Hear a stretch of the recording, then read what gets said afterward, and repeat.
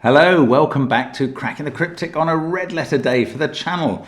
Finally, our new Kickstarter is out, and on the first link under this video, the first link for once, that'll take you to the page where you can join the Kickstarter. Let's see if we can raise enough to make this ebook happen. It's going to be a story, a Fog of War story by Peter C. Hayward, featuring puzzles by Sandra and Nala, all obviously Fog of War themed and themed around the story. At least 10 puzzles. If we hit stretch goals, there may be more, maybe by different authors. We're really looking forward to seeing how this does and hopefully bringing you that book, assuming we hit our goals. If we do, it'll be by Christmas. It'll be a great present. Honestly, what more can we do for you? I think it's going to be absolutely fabulous. But do think about joining our Kickstarter. It's the first link. And today, to celebrate, I will be doing a Fog of War puzzle by Sandra and Nala. I know Simon will probably have done one earlier. It is, if you like, Sandra and Nala Day on the channel. There is Nala. And I'm really looking forward to this because I love the whole genre. That's why we're bringing this to you, because we think it really needs celebrating. And we love the puzzles Sandra and Nala do. And let's see if we get another absolute beauty tonight. I'm sure we will. Now, lots going on though, because yesterday, for the first time in ages, we did a live stream. We played Chants of Sennaar together, Simon and I, trying to interact to solve this sort of interpretation puzzle game. Very interesting. We got a certain distance, then we got a bit bogged down in our own problems. And although the community here is, of course, wonderful, as always, as you can tell from the comments every day. And they were wonderful last night. I think towards the second hour and into the second hour, we pushed them to a degree of frustration with our inabilities and actual anger at our inabilities. So let's hope we can, when we pick up the game again, probably next week, and do another live stream, let's hope we can slightly improve on our performance. I mean, we got a certain amount of distance through the game and it's brilliant. It's lovely graphics, very clever. Yeah, I'm really looking forward to that. It's been a very interesting game to grapple with. So that's on the channel now. You can check out yesterday's 2-hour stream if you want. I'm going to make a very unusual recommendation now and suggest that you look at my Wordle in a Minute video tomorrow if you don't normally. It's not going to be a short because it was 85 seconds long, but I think there's more of interest in those 85 seconds than normal, or than you would normally find in an 85-second video. So I think it's quite interesting. At the other end of the scale, if you like them really long and complex, there is Simon solving Jay Dyer's impossible, or rather incredible puzzle, Crux, on the channel. And he does solve it. There's a spoiler. It is extraordinary. You can join us on Patreon and see my cryptic crossword solve. That's another hour. I mean, we give you a lot of content. I know that. From this month's Times Monthly Club special. There's also Demono's brilliant Sudoku hunt based on his story, Solver in Sudoku Land. Still a few days left to enter that by the 20th. Loads to do around the channel. We do urge you to participate as much as possible. The community here is wonderful, as was evidenced last night, and as is evidenced daily in the comments, which are so often kinder than they need to be. Thank you very much. We appreciate it. So, there's also our apps. There's Sven's SUDOKU Pad. The links under the video are there. The first link is to the Kickstarter. The second link is to this puzzle, another lost toy by Sandra and Nala. And they say, "Oh no, where is it?" After a long throw and some weird rustling noises, Nala went for a long search, but came back without her toy and a sad look on her face. Where could it be? Could you help her find it? Normal Sudoku rules apply. That's going to be 1 to 9 in every row, every column, and every 3x3 box of the grid. Every digit that appears in a circle, that's one of these given circles, quadruple circles, must also appear in at least one of the 4 surrounding cells. So there must be a 1 in those cells, and a 2, and a 3, and a 4. If an arrow is present in a cell, the digit in the cell the arrow comes from, that's here in this example, orange, appears in the grid in the direction of the arrow at a distance of n cells, where n is the digit in the arrow's cell. So if that was a 2, that orange digit would appear here. And those two oranges would have to be the same digit. This rule is called slingshot, I think, and was first created, if I'm right, by Stefan Buehrer in a puzzle we did on the channel about 4 years ago, I want to say. And if I'm wrong about that, please correct me. I wouldn't mind at all. But that's what these arrows do. They slingshot a number from one row or column into the one beside it, and they tell you how far away it is. So that's what's going on there. And then the rest of the rules are about the fog.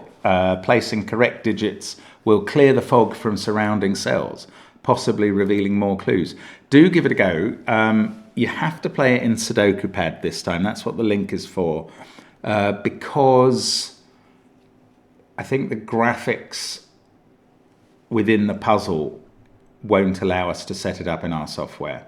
I think this, I don't know. Anyway, that's what I'm told. So I am playing it in SUDOKU PAD.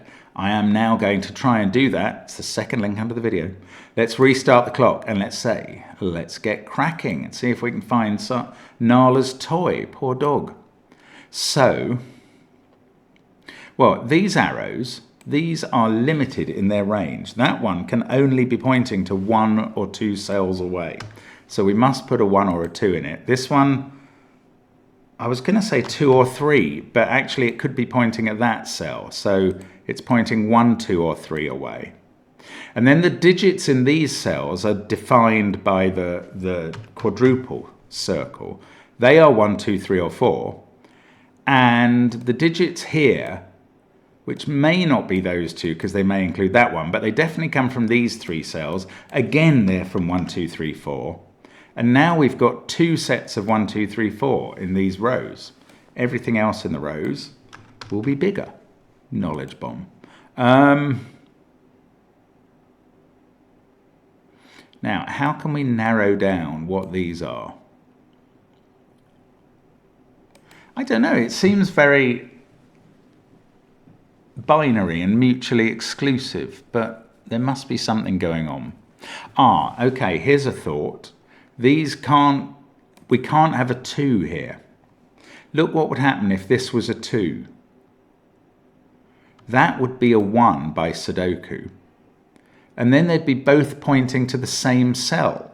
Now, the reason that's a problem for 2 arrows there to be pointing to the same cell is that these 2 would be the same digit as in the destination cell. And the problem with that is they'd be the same as each other and they're both in the same row. So that can't be a 2. That is an odd number.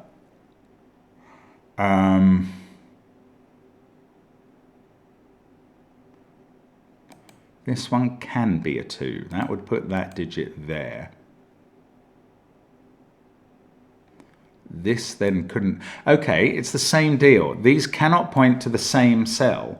Therefore, that can't be a 2 and that be a 3. Because they would both be pointing at that cell and that digit would appear in both of these. So one of these is definitely a 1. And therefore, there is not a 1 on that side of the 1, 2, 3, 4 quadruple. There is 1 on that bottom side, and those don't have a 1 in.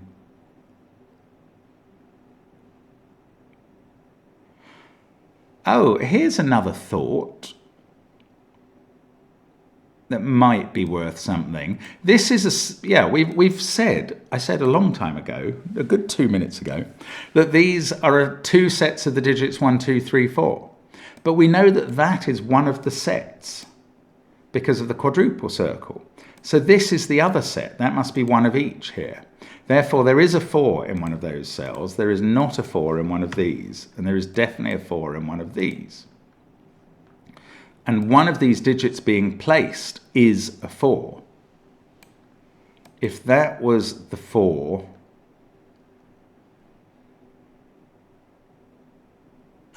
I don't know. Excuse me a second. Right, I was just thinking about if these were 4s. Well, one of them is a 4 and is being slung. Well, if that's a 4. Ah, that's lovely, actually. Right, this cell cannot be a 1. We're away. This cell cannot be a 1 because that would put whatever was here, which now couldn't be a 4, into that cell. But there's a huge problem with that at all. I mean, you can see they could both be 2s, but we're not allowed that because of the yellow and blueness that we just did. We made yellow one set of 1, 2, 3, 4, and blue is another set, so it can't have 2 of the same digit in. So this cannot be a 1 because that would force these 2 cells to be the same digit. So that is a 3 and is our first digit. Ooh. We get another arrow and some orange cloud. Gosh. Right, anyway, sorry. Let's cancel 3 out of those cells. Also 3 out of here, because of this rule about blue is a set of 1, 2, 3, 4. That's now a 2, 4 pair. That's a 1. This is a 1, 3 pair as well. Let's get rid of all the corner marks straight away. Do a bit of clearing up, always popular.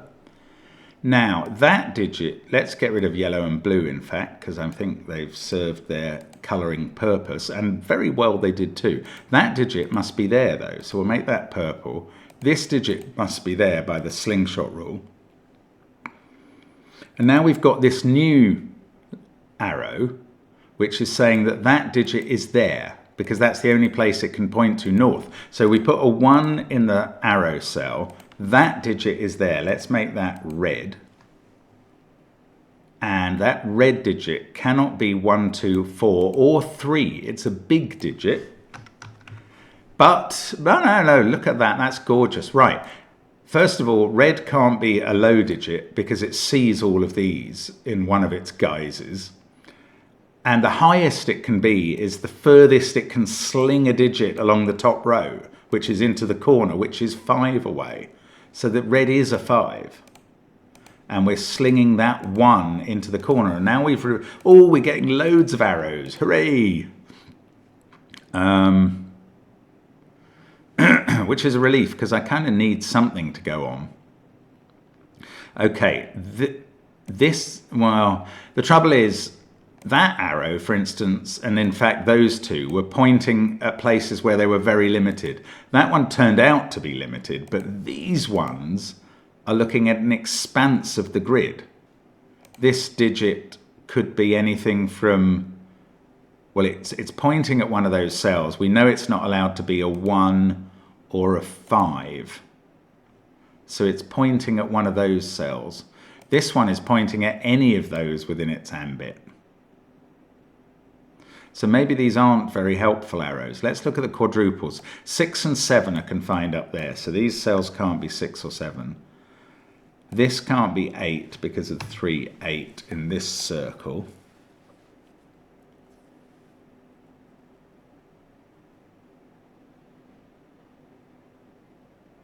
What can I do?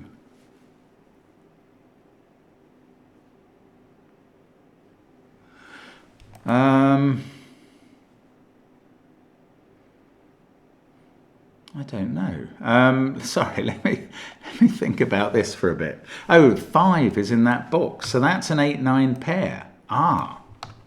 Oh, that is interesting. Right, 3 and 8 are both in that group. So 3 and 8 on this circle are in those cells. These are from 2, 4, 9 to make up the box. Now this arrow is not pointing at a wide variety of cells. It's pointing at, it's pointing there because 8 would be out of the grid from here. So that is a 3, yes. It's pointing at that cell and it's putting this digit in it, which is therefore not allowed to be a 9 and is a 2 or a 4. So yellow, well, yellow is either green or purple, but... Oh, and now we've got this arrow, which is putting whatever this digit is... Oh, well, it's not putting it 9 cells away, because that would be way outside the grid. And as far as we can throw Nala's toy, that's not where we're throwing it. So 2, 4 pair there. That's now a 9, and the fog keeps clearing, which is just what we want. I think we could have predicted that that quadruple would say 2, 4, 6, 7. Oh, and that means we can put in 2, 4 pair there and 6, 7 here. And then in this top row, lots of digits are placed. These are 3, 8, and 9. These are 6 and 7. Now, what's going on with this one? Does that have... No, does this have to be a 3? Oh, it can't be. Oh, okay. Sorry. For some reason, I was looking at that and thinking 8 and 9 are just too big. It couldn't be those. Now I'm looking at this and going, well, if 8 and 9 are too big, that has to be a 3. But 8 is not too big. 9 is too big. 9 would point out of the grid, but 8 is pointing 8 cells away. So now I'll demonstrate why this isn't a 3, because that would be pointing at this cell, which would have to be a 1 as a result, and that would require this cell, the from cell, to be a 1, and it isn't. So that's an 8. And that means this cell is the same as this one, and they're obviously blue.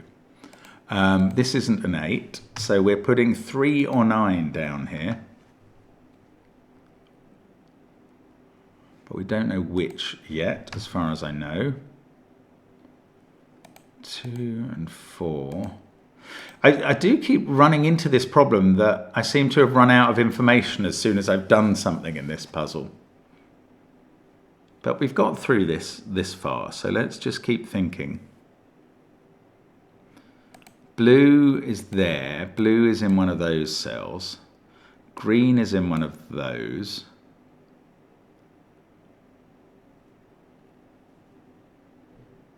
Okay, if blue was a 3, that would be a 1.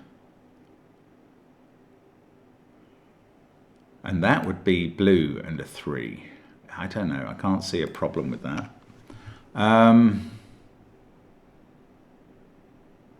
I must have missed, oh, this arrow, yes. 9 is placed 2 or 4 cells away. Right, that's a 4, there we go. So it's just a case of tidying up. So that's putting a 9 here. Right, that gives me a 3 in the corner. That's 3 in the corner. That's 3 in the spot. Light. Now that puts 2 in yellow, which we marked before very sensibly. 9 is now being slung down here, and that will clear some fog. Oh, 3 more arrows. That's more like it. Now that 3 has sorted out the 1, 3 pair, which has not resolved green and purple, and has cleared some empty space. There is a 3 down here. There is a 9 in those cells. Green is somewhere here. Now, where's that 9? Ah, that is in one of those cells. So this is 3 or 4, and we know it isn't 3 because we can't have 2 3s in corners on the same side of the grid. So that's a 4, that's a 9, this isn't. And we're away. Now, what else is going on?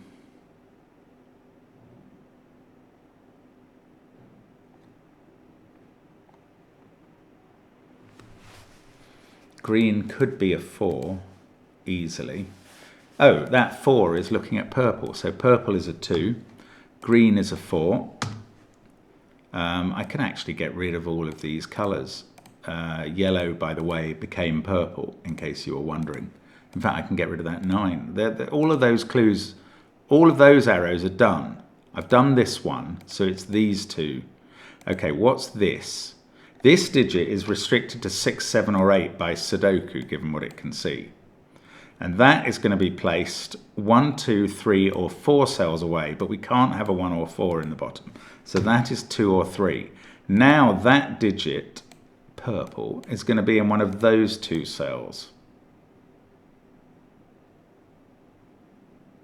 Is there a problem with one of them? I can't see it. We've got this one, but there's a multitude of cells that's pointing at.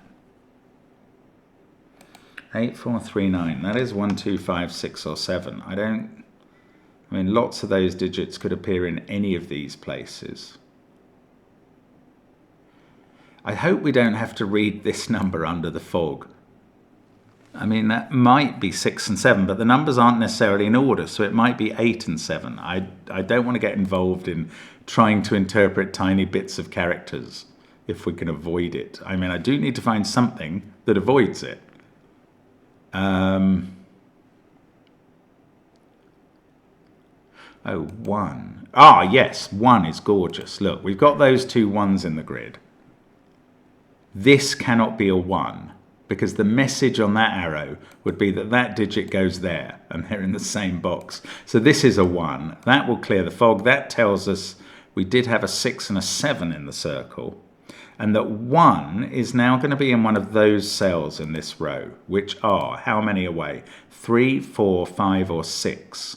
Well, this can't be a 3 or a 4, so it's 5 or 6. 1 is now in one of those two cells. If it was a 5, look, if this was a 5, that's a 6-7 pair, which breaks that cell. So this is a 6, and that places our 1 right here in the middle of box 9. And look at all the fog clearing away there. Lovely. And 2 more arrows. And look at, oh, it's a tree. How have I not? I thought it was a cloud. Is it a tree? I think it's a tree. Not sure. We've got a 7 in one of these cells by the quadruple rule. That fixes this by Sudoku. Now, we've got a 2-5 pair here. That, I think this has to be an 8. It sees 1, 2, 3, 4, 6, 9 in the column, 5 in that pair, and 7 down there. So that's an 8. This is now a 5-7 pair. This is a 2, 3, 8 triple, and that's a 6-7 pair. Now, where's that putting purple? Well, if that's a 3, purple can be there. No, if it's a 2, purple can be there. But if it's a 3, purple is there, and that doesn't narrow down this field at all. So let's look at these. What on earth are they doing?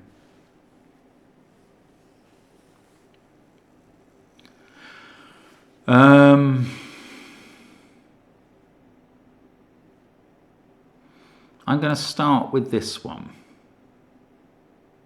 which is moving this digit into one of these cells, somewhere between 1 and 6 away.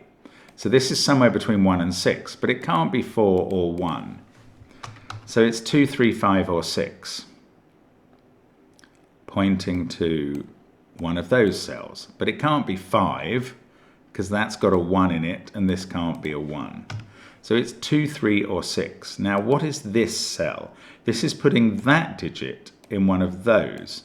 And this one, which can be many digits, potentially. Well, again, this can't be 1 or 4, and it can't be 6. So this is 2, 3, or 5, and is putting this digit in one of these places. Is that right? I think that's right.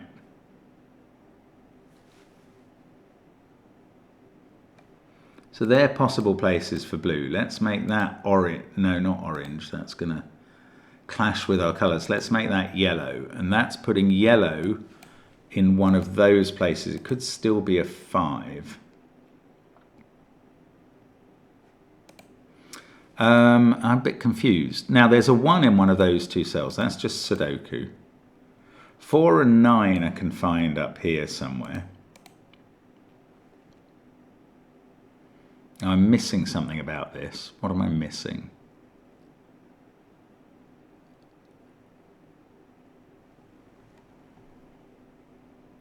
If that was an 8, this has to be a 2, and that's an 8, and that's a 3. If it's... Right, I'm just rechecking my clues. Ah, look. Oh man, I've done nothing up here with this one. Sorry. We get an 8 there. I don't think that actually helps anywhere else. But we get a 6-7 pair there. So this is a 5. Aha! That is looking straight down the tree trunk, if that's what it is. I think it is now. This cannot be a 5 now. So that blue is in one of those two cells, and it's not there. So the blue digit that goes in one of those is not a 6, and that hasn't helped much. but it's now a 2 or a 3 that we're putting in one of these cells. So this is not a 6, because that would put a 5 or 7 here.